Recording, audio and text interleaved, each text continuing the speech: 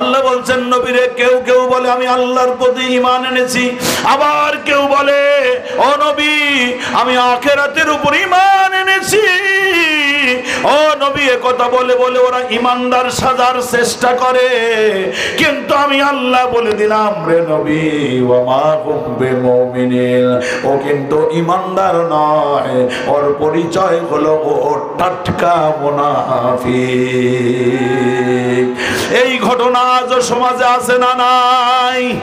কিন্তু কারণটা কি? কি কারণে আব্দুল্লাহ ইবনে উবাই কেন মুনাফিক হলো? এত দাড়ি, এত টুপি, এত সম্মান, এত মর্যাদা, বিশ্ব নবীর বক্তব্যের ঘোষক যে আব্দুল্লাহ ইবনে উবাই, আমি তার গোটা জীবন পড়ে দেখেছি, গোটা জীবন বোঝার চেষ্টা করেছি লোকটার আসল দোষটা কোথায়। আমি পড়ে পড়ে দেখলাম তার কোনো জায়গায় কোনো সমস্যা নাই, তার কোনো জায়গায় সমস্যা নাই, নবীকে ভালোবাসতেন সন্দেহ নাই। তার কারণ বিশ্ব নবী একদিন শুধু বক্তব্য দিয়েছেন, আব্দুল্লাহ নামটা আল্লাহর বড় প্রিয় নাম, সে সঙ্গে সঙ্গে তার নাম চেঞ্জ করে বলল আমার নাম আব্দুল্লাহ। তার ছেলে হয়েছে নাম রেখেছে আব্দুল্লাহ, তার নাতি হয়েছে নাম রেখেছে আব্দুল্লাহ। পড়েন না আল্লাহু আকবার। বিশ্ব নবীকে কত ভালোবাসে, কত ভালো জানে, কত ভালোবাসে, কত ভালো জানে, সবার নাম এখন আব্দুল্লাহ। আমার বন্ধুগণ, এরকম একজন বিশ্বস্ত ব্যক্তির অবস্থা কেন এটা হলো আমি পড়বার, বুঝবার, জানবার চেষ্টা করেছি। আমার গবেষণায় ধরা পড়েছে একটা মাত্র ত্রুটি ছিল লোকটার। সেই ত্রুটিটি হলো বিশ্ব নবীর সব মানতে পেরেছে, কিন্তু এই হৃদয় দিয়ে বিশ্ব নবীর নেতৃত্ব মানতে পারে না। কথা বলেন ঠিক কিনা? বিশ্ব নবীর নেতৃত্ব মানতে পারে নাই। তার মনে মনে আকাঙ্ক্ষা ছিল যে যদি এখানে আবু জাহেলের কর্তৃত্ব প্রতিষ্ঠিত হতো তাহলে বরং ভালো হতো, কিন্তু নবীর সাথে উপরে উপরে তাল মিলায়, ভিতরে ভিতরে আবু জাহেলের সাথে সম্পর্ক রাখে, এরকম দ্বিমুখী সাপ, এরকম দ্বিমুখী চরিত্রের মানুষ আজও পাবনার সুজনগরে মনে হয় একটাও নাই। হ্যাঁ আছে। আমার বন্ধুগণ ভালো করে কান লাগান।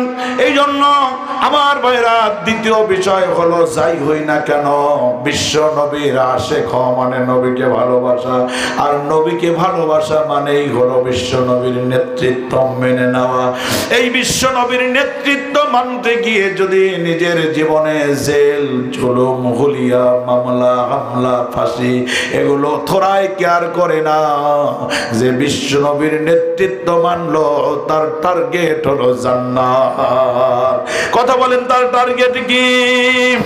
আর তৃতীয় হলো আল্লাহর কোরআনের ব্যাপারে কোনো আপোষ নাই। কথা কন না কেন? কিসের দল, কিসের বেদল, সরকারি দল, বেসরকারি দল, হাবিজাবি দল, কোন দল আমি নিলাম না, কিন্তু সব দলের মানুষের কাছে একটা কিতাবের কাছে সারেন্ডার করতে হবে, একটা কিতাবকে সংবিধান মানতে হবে।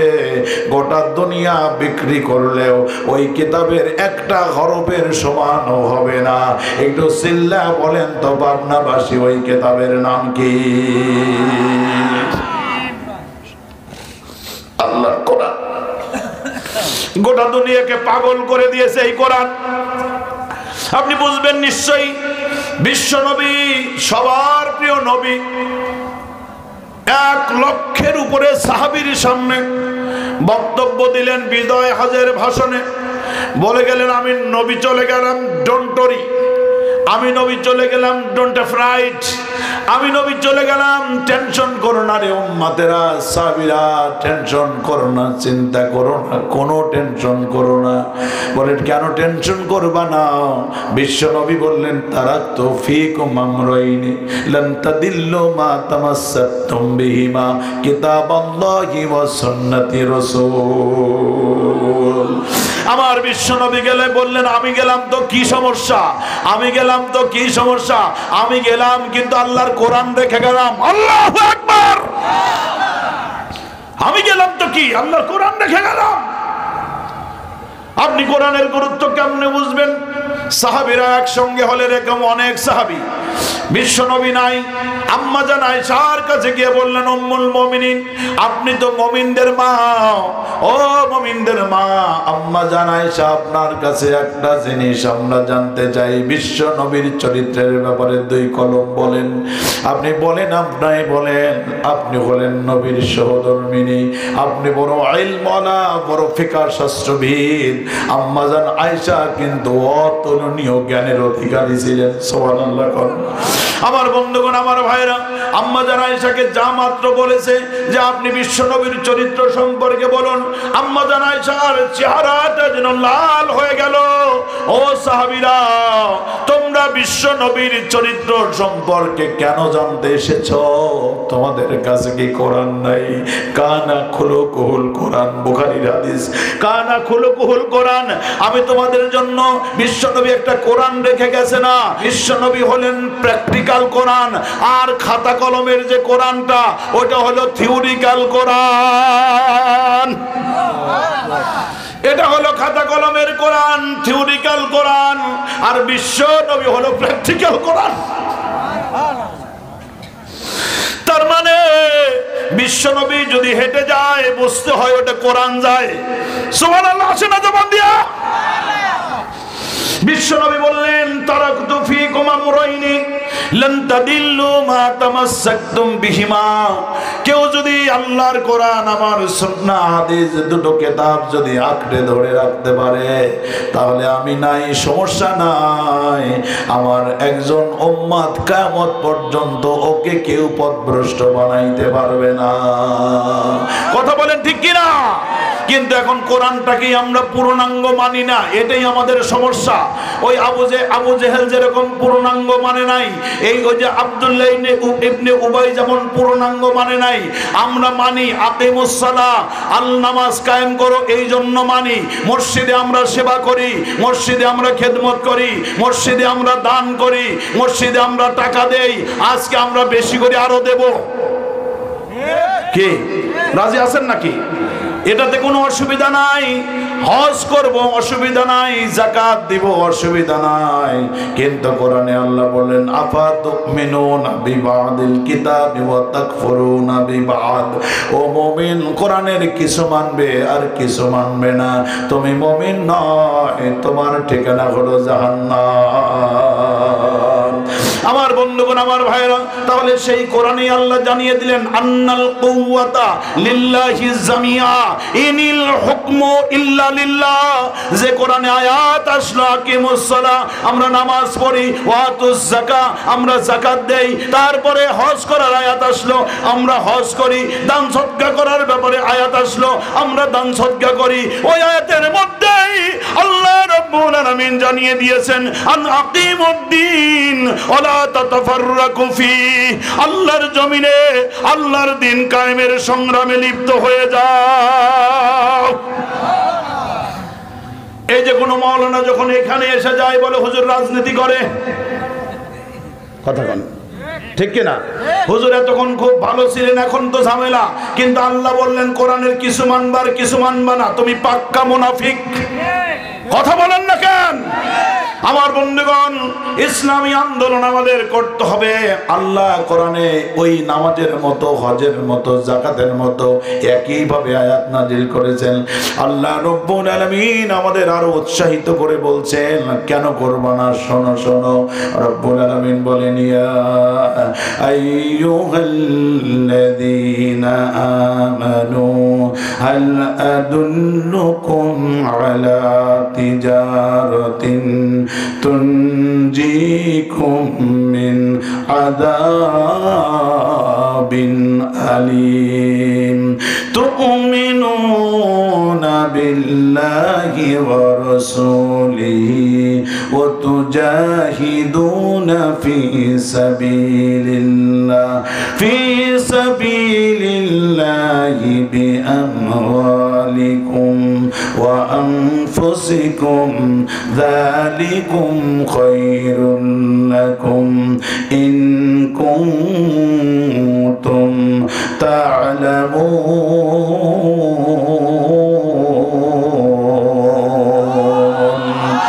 রব্বুল আলামিন এখানে স্পেশালি ডাকলেন ইমানদারকে। খেয়াল করেন ওয়াজ, আল্লাহ এখানে স্পেশালি ডাকলেন ইমানদারদেরকে, ইয়া আইয়ুহাল্লাযীনা আমানু।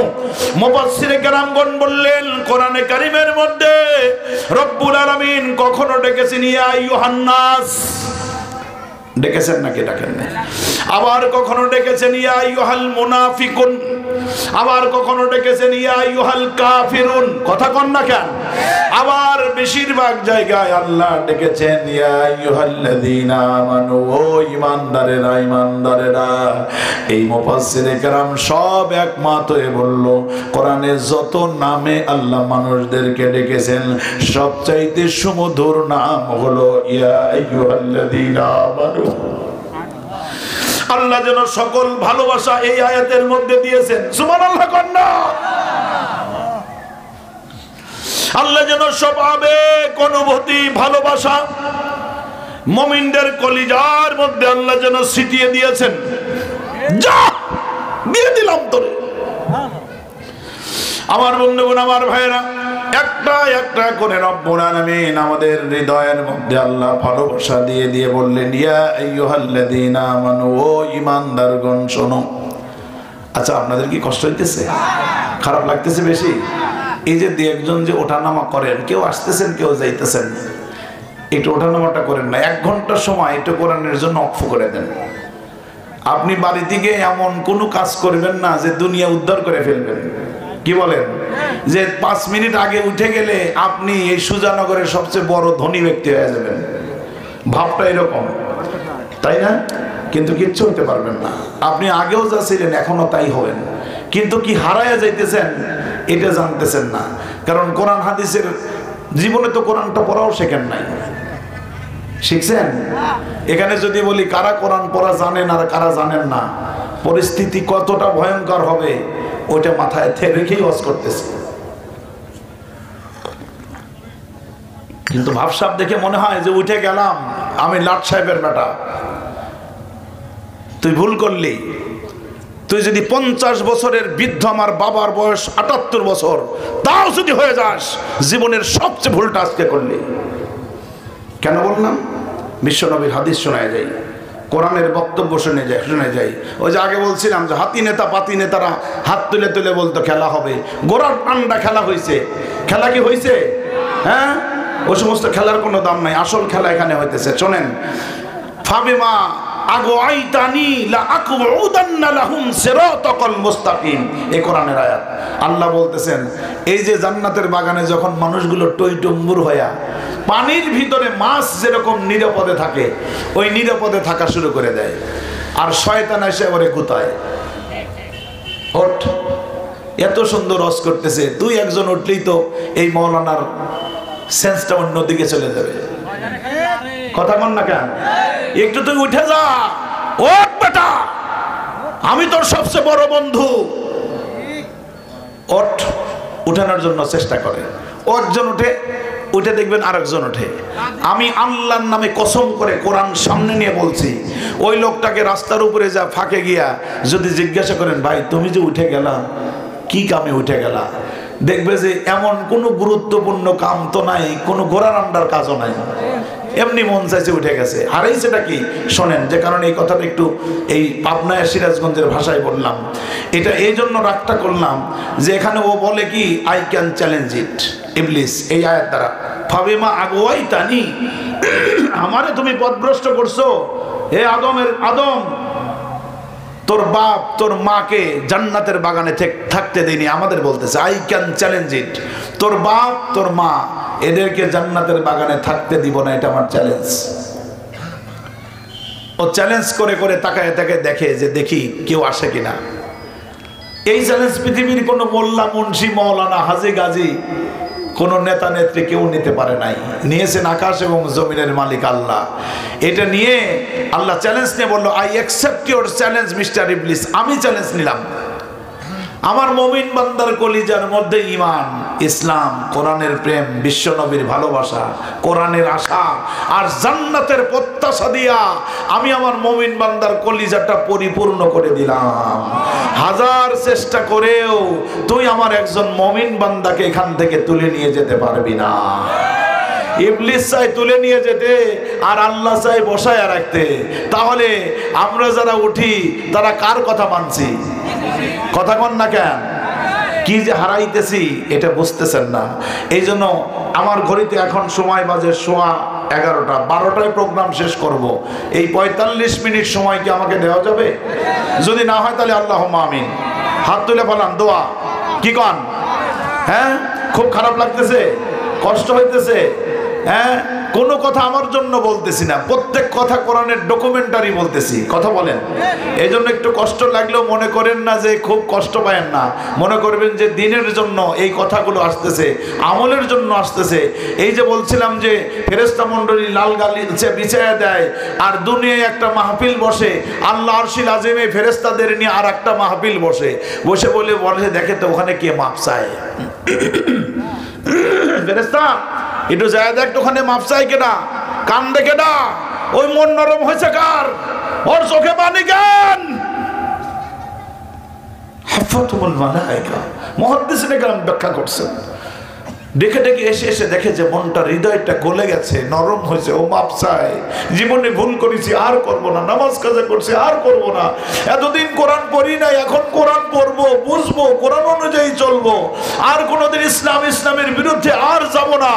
ওই যে আল্লাহ বাপ মায়ের সাথে ভুল বেদবি করেছি আর কোনোদিন করব না। আল্লাহ তুমি ইসলামের জন্য, কোরআনের জন্য, জান্নাতের জন্য কবুল করো। এই বলে বলে মনটা নরম করে যখন কাঁদতে থাকে, আমার আল্লাহ বলেন ফেরেশতারে ওর নামের তালিকাটা দে, আমি ওরে চিরদিনের জন্য মাফ করে দিয়া আমি আল্লাহকে বিনা হিসাবে জান্নাতের ক্যান্ডিডেট বানায়া ওর নাম আমি মনোনীত করে রাখলাম। তাহলে কি ওই খেলা বড় নাকি এই খেলা বড়? কোন খেলা বড়? দেখি একটু। আল্লাহ তাহলে ইবলিসের দিকে নাই, আমরা আল্লাহর দিকে আছি। কারা কারা? লিল্লাহে তাকবীর, নারে তাকবীর। আল কোরআনের আলো, আল ইসলামের আলো, নারায়ে তাকবীর, নারায়ে তাকবীর। মাশাআল্লাহ। হাত নামান। বলতেছিলাম আল্লাহর মধুর ডাক হলো কোরআনে। যেমন একজনের নাম, আমার নাম নূর মোহাম্মদ। বাপ যখন আমার উপর খুব খুশি হয়, বাবা নূর মোহাম্মদ বলে না কি বলে না? বইয়ের নাম হলো কি বলে, আর নাম নাজমা। বইয়ের প্রতি তখন ভালোবাসা খুব বেশি যখন হয়ে যায়, সিস্টেম করে ক্যাটাং করে ডাক দেন নাজু। কথা কন আছে না নাই? হ্যাঁ, সন্তানকে আলাদা করে ডাকে। আব্বার উপরে খুব খুশি। বিশ্ববিদ্যালয়ে পড়াশোনা করছি তো, যেদিন 3000 টাকা লাগবে আব্বা 200 টাকা বাড়ায় দিছে। একের সাথে সাথে আব্বা যান বইলে একেবারে কদম বুঝি করে বুকে জড়াইয়া দিয়ে 200 টাকা বেশি দিছে, মানে কাজ হয়ে গেছে আর কি। বুঝছেন না বাপটা? মানে খুশি থাকলে তার নামটা একটু মজা করে নেয় নাকি নেয় না? বলেন নেয়। আল্লাহ যখন মুমিন বান্দার উপরে খুশি হয়ে যায়, আল্লাহ কোরআনে বলছেন আমি ওই আমার বান্দাকে ইয়া আইয়ুহান নাস বলি না, কাফিরুন মুনাফিক কিচ্ছু বলি না, আমি মজা করে আমার বান্দাকে ডাক দেই ইয়া আইয়ুহাল্লাযীনা আমানু। সুবহানাল্লাহ। কোরআনে কারীমের মধ্যে আল্লাহ যত নামে ডেকেছেন সব নামের চাইতে শ্রেষ্ঠ সুমধুর নাম হলো ইয়া আইয়ুহাল্লাযীনা আমানু। আল্লাহ ডাক দিয়ে বলেন হাল আদুল্লুকুম আলা তিজার। ও মুমিন বান্দা, তোরে আমি এমন একটা ব্যবসার কথা শিক্ষা দেব না কি রে মুমিন? এই ব্যবসাটা যদি করতে পারিস তাহলে আমি আল্লাহ ওয়াদা দিলাম ওই জাহান্নাম থেকে আমি আল্লাহ তোরে বাঁচাইয়া দিব। আমার বন্ধুগণ, আমি যদি জিজ্ঞাসা করি কে কোন দল করি সেটা তো কথা নয়। আমি যদি জিজ্ঞাসা করি বলেন তো দেখি ভাই, জাহান্নাম থেকে আমরা মুক্তি চাই কে? আমরা কি সবাই চাই নাকি? বারবার হাত তোলাই আপনাদের কষ্ট দিতেও আমার কষ্ট হয়, তাই হাত তুলতে বললাম না। গেদা তোরা তো তুলবেই, ইয়াং মানুষ 2 বার 10 বার তুললে কি অসুবিধা, ঠিক কিনা? এই জন্য বলেন তো জাহান্নাম থেকে আমরা বাঁচতে চাই নাকি চাই না? আল্লাহ রব্বুল আলামিন ডেকে বললেন ওই জাহান্নাম থেকে যদি তোমরা মুক্তি চাও রে বান্দা, আমি আল্লাহ তোমাদেরকে একটা ব্যবসার কথা